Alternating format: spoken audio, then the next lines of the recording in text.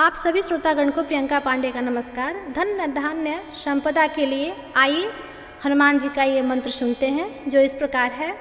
ओम नमो हनुमते रुद्रताराय भक्तजनमनः कल्पनाकल्पप्रदुमाय मम दृष्टमनोरथ स्तंभवनाय प्रवचन प्रमाण प्रियाय महाबल प्रक्रमणाय महाविपत्ति निवारणाय पुत्र पौत्र धन्य धान्य आदि विधि संप्रदाय रामदूताय स्वाहा।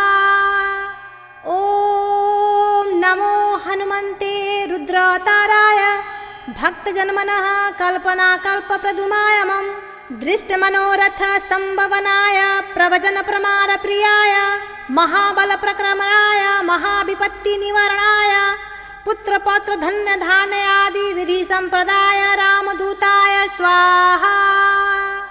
ओम नमो हनुमते रुद्रताराय भक्तजनमनः कल्पनाकल्पप्रदुमाय मम दृष्टमनोरथ स्तंभवनाय प्रवचन प्रमाण प्रियाय महाबल प्रक्रमणाय महाविपत्ति निवारणाय पुत्र पौत्र धन्य धान्य आदि विधि संप्रदाय रामदूताय स्वाहा। ओम नमो हनुमते रुद्रताराय भक्तजनमनः कल्पनाकल्पप्रदुमाय मम दृष्टमनोरथ स्तंभवनाय प्रवचन प्रमाण प्रियाय महाबल प्रक्रमणाय महाविपत्ति निवारणाय पुत्र पौत्र धन्य धान्य आदि विधि संप्रदाय रामदूताय स्वाहा। ओम नमो हनुमते रुद्रताराय भक्तजनमनः कल्पनाकल्पप्रदुमाय मम दृष्टमनोरथ स्तंभवनाय प्रवचन प्रमाण प्रियाय महाबल प्रक्रमणाय महाविपत्ति निवारणाय पुत्र पौत्र धन्य धान्य आदि विधि संप्रदाय रामदूताय स्वाहा।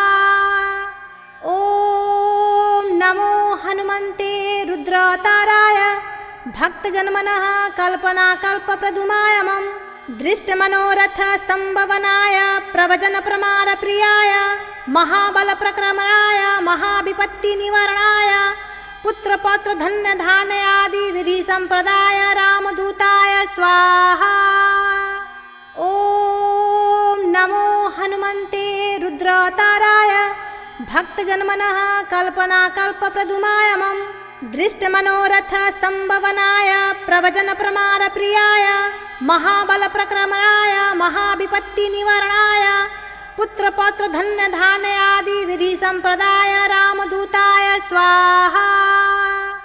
ओम नमो हनुमते रुद्रताराय भक्तजनमनः कल्पनाकल्पप्रदुमाय मम दृष्टमनोरथ स्तंभवनाय प्रवचन प्रमाण प्रियाय महाबल प्रक्रमणाय महाविपत्ति निवारणाय पुत्र पौत्र धन्य धान्य आदि विधि संप्रदाय रामदूताय स्वाहा।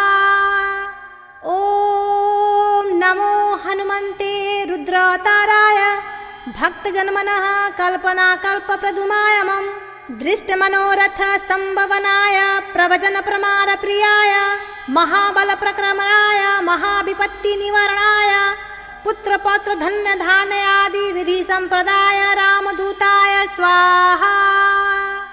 ओम नमो हनुमते रुद्रताराय भक्तजनमनः कल्पनाकल्पप्रदुमाय मम दृष्टमनोरथ स्तंभवनाय प्रवचन प्रमाण प्रियाय महाबल प्रक्रमणाय महाविपत्ति निवारणाय पुत्र पौत्र धन्य धान्य आदि विधि संप्रदाय रामदूताय स्वाहा। ओम नमो हनुमते रुद्रताराय भक्तजनमनः कल्पनाकल्पप्रदुमाय मम दृष्टमनोरथ स्तंभवनाय प्रवचन प्रमाण प्रियाय महाबल प्रक्रमणाय महाविपत्ति निवारणाय पुत्र पौत्र धन्य धान्य आदि विधि संप्रदाय रामदूताय स्वाहा। ओम नमो हनुमते रुद्रताराय भक्तजनमनः कल्पनाकल्पप्रदुमाय मम दृष्टमनोरथ स्तंभवनाय प्रवचन प्रमाण प्रियाय महाबल प्रक्रमणाय महाविपत्ति निवारणाय पुत्र पौत्र धन्य धान्य आदि विधि संप्रदाय रामदूताय स्वाहा।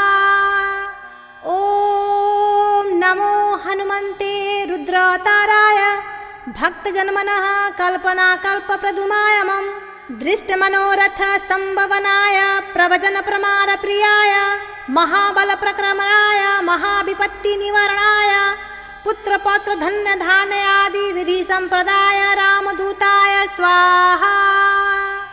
ॐ नमो हनुमन्ते रुद्रावताराय भक्तजन्मनः कल्पनाकल्पप्रदुमायमं दृष्टमनोरथस्तम्भवनाय प्रवचनप्रमाणप्रियाय महाबलप्रक्रमणाय महाविपत्तिनिवारणाय पुत्रपौत्रधन्यधान्यादिविधिसम्प्रदाय रामदूताय स्वाहा।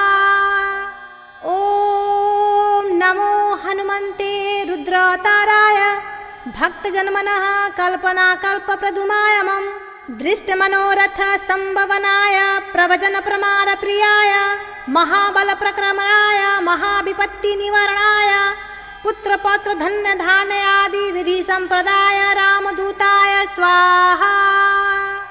ॐ नमो हनुमन्ते रुद्रावताराय भक्तजन्मनः कल्पनाकल्पप्रदुमायमं दृष्टमनोरथस्तम्भवनाय प्रवचनप्रमाणप्रियाय महाबलप्रक्रमणाय महाविपत्तिनिवारणाय पुत्रपौत्रधन्यधान्यादिविधिसम्प्रदाय रामदूताय स्वाहा।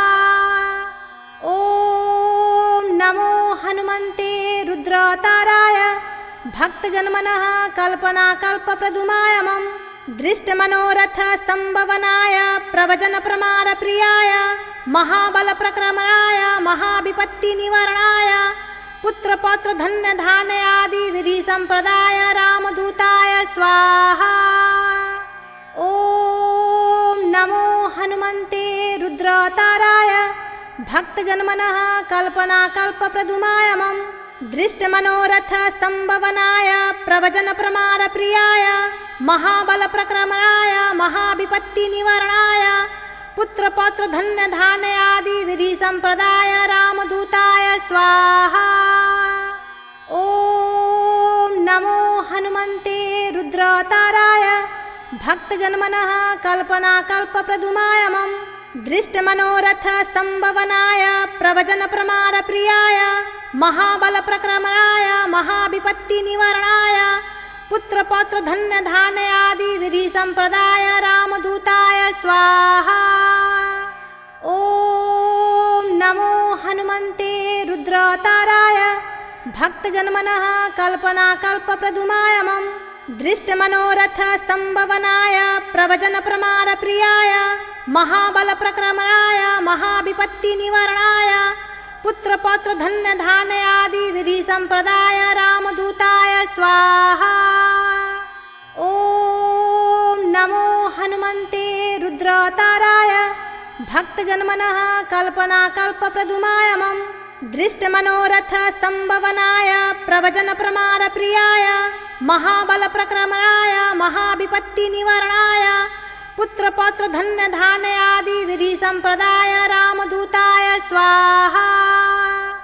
ॐ नमो हनुमन्ते रुद्रावताराय भक्तजन्मनः कल्पनाकल्पप्रदुमायमं दृष्टमनोरथस्तम्भवनाय प्रवचनप्रमाणप्रियाय महाबलप्रक्रमणाय महाविपत्तिनिवारणाय पुत्रपौत्रधन्यधान्यादिविधिसम्प्रदाय रामदूताय स्वाहा।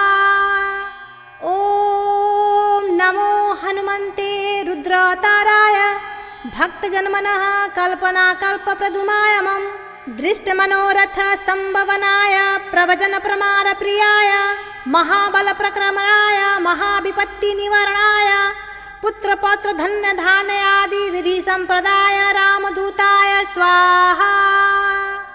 ॐ नमो हनुमन्ते रुद्रावताराय भक्तजन्मनः कल्पनाकल्पप्रदुमायमं दृष्टमनोरथस्तम्भवनाय प्रवचनप्रमाणप्रियाय महाबलप्रक्रमणाय महाविपत्तिनिवारणाय पुत्रपौत्रधन्यधान्यादिविधिसम्प्रदाय रामदूताय स्वाहा। ॐ नमो हनुमन्ते रुद्रावताराय भक्तजन्मनः कल्पनाकल्पप्रदुमायमं दृष्टमनोरथ स्तंभवनाय प्रवचनप्रमाणप्रियाय महाबलप्रक्रमणाय महाविपत्तिनिवारणाय पुत्रपौत्रधन्यधान्यादि विधि संप्रदाय रामदूताय स्वाहा। ओम नमो हनुमते रुद्रावताराय भक्तजन्मनः कल्पनाकल्पप्रदुमायमं दृष्टमनोरथ स्तंभवनाय प्रवचनप्रमाणप्रियाय महाबलप्रक्रमणाय महाविपत्तिनिवारणाय पुत्रपौत्रधन्यधान्यादि विधि संप्रदाय रामदूताय स्वाहा।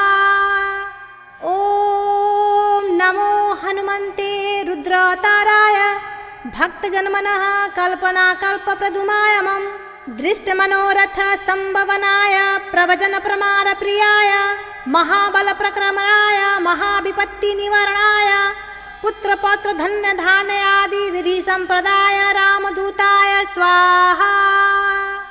ओम नमो हनुमते रुद्रावताराय भक्तजन्मनः कल्पनाकल्पप्रदुमायमं दृष्टमनोरथ स्तंभवनाय प्रवचनप्रमाणप्रियाय महाबलप्रक्रमणाय महाविपत्तिनिवारणाय पुत्रपौत्रधन्यधान्यादि विधि संप्रदाय रामदूताय स्वाहा। ओम नमो हनुमते रुद्रावताराय भक्तजन्मनः कल्पनाकल्पप्रदुमायमं दृष्टमनोरथ स्तंभवनाय प्रवचनप्रमाणप्रियाय महाबलप्रक्रमणाय महाविपत्तिनिवारणाय पुत्रपौत्रधन्यधान्यादि विधि संप्रदाय रामदूताय स्वाहा। ओम नमो हनुमते रुद्रावताराय भक्तजन्मनः कल्पनाकल्पप्रदुमायमं दृष्टमनोरथ स्तंभवनाय प्रवचनप्रमाणप्रियाय महाबलप्रक्रमणाय महाविपत्तिनिवारणाय पुत्रपौत्रधन्यधान्यादि विधि संप्रदाय रामदूताय स्वाहा। ओम नमो हनुमते रुद्रावताराय भक्तजन्मनः कल्पनाकल्पप्रदुमायमं दृष्टमनोरथ स्तंभवनाय प्रवचनप्रमाणप्रियाय महाबलप्रक्रमणाय महाविपत्तिनिवारणाय पुत्रपौत्रधन्यधान्यादि विधि संप्रदाय रामदूताय स्वाहा। ओम नमो हनुमते रुद्रावताराय भक्तजन्मनः कल्पनाकल्पप्रदुमायमं दृष्टमनोरथ स्तंभवनाय प्रवचनप्रमाणप्रियाय महाबलप्रक्रमणाय महाविपत्तिनिवारणाय पुत्रपौत्रधन्यधान्यादि विधि संप्रदाय रामदूताय स्वाहा। ओम नमो हनुमते रुद्रावताराय भक्तजन्मनः कल्पनाकल्पप्रदुमायमं दृष्टमनोरथ स्तंभवनाय प्रवचनप्रमाणप्रियाय महाबलप्रक्रमणाय महाविपत्तिनिवारणाय पुत्रपौत्रधन्यधान्यादि विधि संप्रदाय रामदूताय स्वाहा। ओम नमो हनुमते रुद्रावताराय भक्तजन्मनः कल्पनाकल्पप्रदुमायमं दृष्टमनोरथ स्तंभवनाय प्रवचनप्रमाणप्रियाय महाबलप्रक्रमणाय महाविपत्तिनिवारणाय पुत्रपौत्रधन्यधान्यादि विधि संप्रदाय रामदूताय स्वाहा। ओम नमो हनुमते रुद्रावताराय भक्तजन्मनः कल्पनाकल्पप्रदुमायमं दृष्टमनोरथ स्तंभवनाय प्रवचनप्रमाणप्रियाय महाबलप्रक्रमणाय महाविपत्तिनिवारणाय पुत्रपौत्रधन्यधान्यादि विधि संप्रदाय रामदूताय स्वाहा। ओम नमो हनुमते रुद्रावताराय भक्तजन्मनः कल्पनाकल्पप्रदुमायमं दृष्टमनोरथ स्तंभवनाय प्रवचनप्रमाणप्रियाय महाबलप्रक्रमणाय महाविपत्तिनिवारणाय पुत्रपौत्रधन्यधान्यादि विधि संप्रदाय रामदूताय स्वाहा। ओम नमो हनुमते रुद्रावताराय भक्तजन्मनः कल्पनाकल्पप्रदुमायमं दृष्टमनोरथ स्तंभवनाय प्रवचनप्रमाणप्रियाय महाबलप्रक्रमणाय महाविपत्तिनिवारणाय पुत्रपौत्रधन्यधान्यादि विधि संप्रदाय रामदूताय स्वाहा।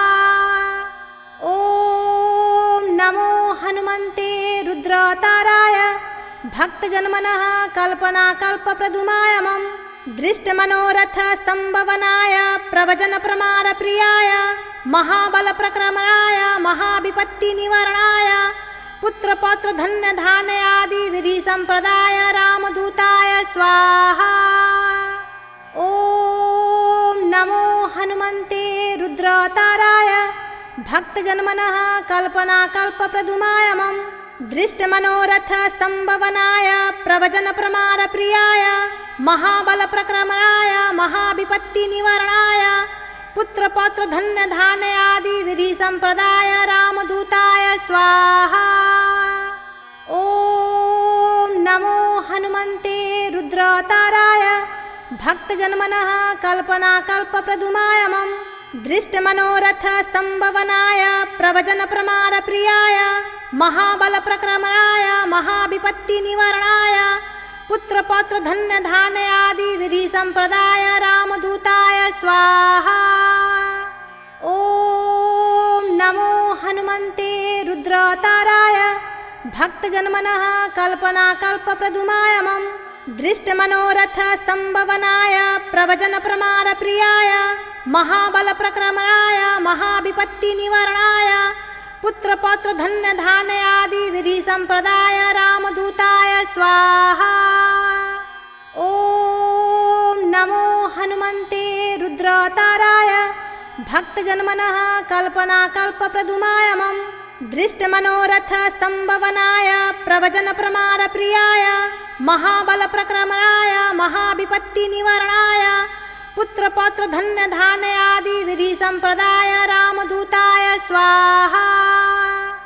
ॐ नमो हनुमन्ते रुद्रावताराय भक्तजनमनः कल्पनाकल्पप्रदुमायमं दृष्टमनोरथस्तम्भवनाय प्रवचनप्रमाणप्रियाय महाबलप्रक्रमणाय महाविपत्तिनिवारणाय पुत्रपौत्रधन्यधान्यादि विधि संप्रदाय रामदूताय स्वाहा। ॐ नमो हनुमन्ते रुद्रावताराय भक्तजनमनः कल्पनाकल्पप्रदुमायमं दृष्टमनोरथस्तम्भवनाय प्रवचनप्रमाणप्रियाय महाबलप्रक्रमणाय महाविपत्तिनिवारणाय पुत्रपौत्रधन्यधान्यादि विधि संप्रदाय रामदूताय स्वाहा। ॐ नमो हनुमन्ते रुद्रावताराय भक्तजनमनः कल्पनाकल्पप्रदुमायमं दृष्टमनोरथस्तम्भवनाय प्रवचनप्रमाणप्रियाय महाबलप्रक्रमणाय महाविपत्तिनिवारणाय पुत्रपौत्रधन्यधान्यादि विधि संप्रदाय रामदूताय स्वाहा। ॐ नमो हनुमन्ते रुद्रावताराय भक्तजनमनः कल्पनाकल्पप्रदुमायमं दृष्टमनोरथस्तम्भवनाय प्रवचनप्रमाणप्रियाय महाबलप्रक्रमणाय महाविपत्तिनिवारणाय पुत्रपौत्रधन्यधान्यादि विधि संप्रदाय रामदूताय स्वाहा। ॐ नमो हनुमन्ते रुद्रावताराय भक्तजनमनः कल्पनाकल्पप्रदुमायमं दृष्टमनोरथस्तम्भवनाय प्रवचनप्रमाणप्रियाय महाबलप्रक्रमणाय महाविपत्तिनिवारणाय पुत्रपौत्रधन्यधान्यादि विधि संप्रदाय रामदूताय स्वाहा। ॐ नमो हनुमन्ते रुद्रावताराय भक्तजनमनः कल्पनाकल्पप्रदुमायमं दृष्टमनोरथस्तम्भवनाय प्रवचनप्रमाणप्रियाय महाबलप्रक्रमणाय महाविपत्तिनिवारणाय पुत्रपौत्रधन्यधान्यादि विधि संप्रदाय रामदूताय स्वाहा। ॐ नमो हनुमन्ते रुद्रावताराय भक्तजनमनः कल्पनाकल्पप्रदुमायमं दृष्टमनोरथस्तम्भवनाय प्रवचनप्रमाणप्रियाय महाबलप्रक्रमणाय महाविपत्तिनिवारणाय पुत्र पौत्र धन्य धान्य आदि विधि संप्रदाय रामदूताय स्वाहा। ओम नमो हनुमते रुद्रावताराय भक्तजनमनः कल्पना कल्पप्रदुमायमं दृष्टमनोरथ स्तंभवनाय प्रवचन प्रमाण प्रियाय महाबल प्रक्रमणाय महाविपत्ति निवारणाय पुत्र पौत्र धन्य धान्य आदि विधि संप्रदाय रामदूताय स्वाहा। ओम नमो हनुमते रुद्रावताराय भक्तजनमनः कल्पना कल्पप्रदुमायमं दृष्टमनोरथ स्तंभवनाय प्रवचन प्रमाण प्रियाय महाबल प्रक्रमणाय महाविपत्ति निवारणाय पुत्र पौत्र धन्य धान्य आदि विधि संप्रदाय रामदूताय स्वाहा। ओम नमो हनुमते रुद्रावताराय भक्तजनमनः कल्पना कल्पप्रदुमायमं दृष्टमनोरथ स्तंभवनाय प्रवचन प्रमाण प्रियाय महाबल प्रक्रमणाय महाविपत्ति निवारणाय पुत्र पौत्र धन्य धान्य आदि विधि संप्रदाय रामदूताय स्वाहा। ओम नमो हनुमते रुद्रावताराय भक्तजनमनः कल्पना कल्पप्रदुमायमं दृष्टमनोरथ स्तंभवनाय प्रवचन प्रमाण प्रियाय महाबल प्रक्रमणाय महाविपत्ति निवारणाय पुत्र पौत्र धन्य धान्य आदि विधि संप्रदाय रामदूताय स्वाहा। ओम नमो हनुमते रुद्रावताराय भक्तजनमनः कल्पना कल्पप्रदुमायमं दृष्टमनोरथ स्तंभवनाय प्रवचन प्रमाण प्रियाय महाबल प्रक्रमणाय महाविपत्ति निवारणाय पुत्र पौत्र धन्य धान्य आदि विधि संप्रदाय रामदूताय स्वाहा। ओम नमो हनुमते रुद्रावताराय भक्तजनमनः कल्पना कल्पप्रदुमायमं दृष्टमनोरथ स्तंभवनाय प्रवचन प्रमाण प्रियाय महाबल प्रक्रमणाय महाविपत्ति निवारणाय पुत्र पौत्र धन्य धान्य आदि विधि संप्रदाय रामदूताय स्वाहा। ओम नमो हनुमते रुद्रावताराय भक्तजनमनः कल्पना कल्पप्रदुमायमं दृष्टमनोरथ स्तंभवनाय प्रवचन प्रमाण प्रियाय महाबल प्रक्रमणाय महाविपत्ति निवारणाय पुत्र पौत्र धन्य धान्य आदि विधि संप्रदाय रामदूताय स्वाहा। ओम नमो हनुमते रुद्रावताराय भक्तजनमनः कल्पना कल्पप्रदुमायमं दृष्टमनोरथ स्तंभवनाय प्रवचन प्रमाण प्रियाय महाबल प्रक्रमणाय महाविपत्ति निवारणाय पुत्र पौत्र धन्य धान्य आदि विधि संप्रदाय रामदूताय स्वाहा। ओम नमो हनुमते रुद्रावताराय भक्तजनमनः कल्पना कल्पप्रदुमायमं दृष्टमनोरथ स्तंभवनाय प्रवचन प्रमाण प्रियाय महाबल प्रक्रमणाय महाविपत्ति निवारणाय पुत्र पौत्र धन्य धान्य आदि विधि संप्रदाय रामदूताय स्वाहा। ओम नमो हनुमते रुद्रावताराय भक्तजनमनः कल्पना कल्पप्रदुमायमं दृष्टमनोरथ स्तंभवनाय प्रवचन प्रमाण प्रियाय महाबल प्रक्रमणाय महाविपत्ति निवारणाय पुत्र पौत्र धन्य धान्य आदि विधि संप्रदाय रामदूताय स्वाहा।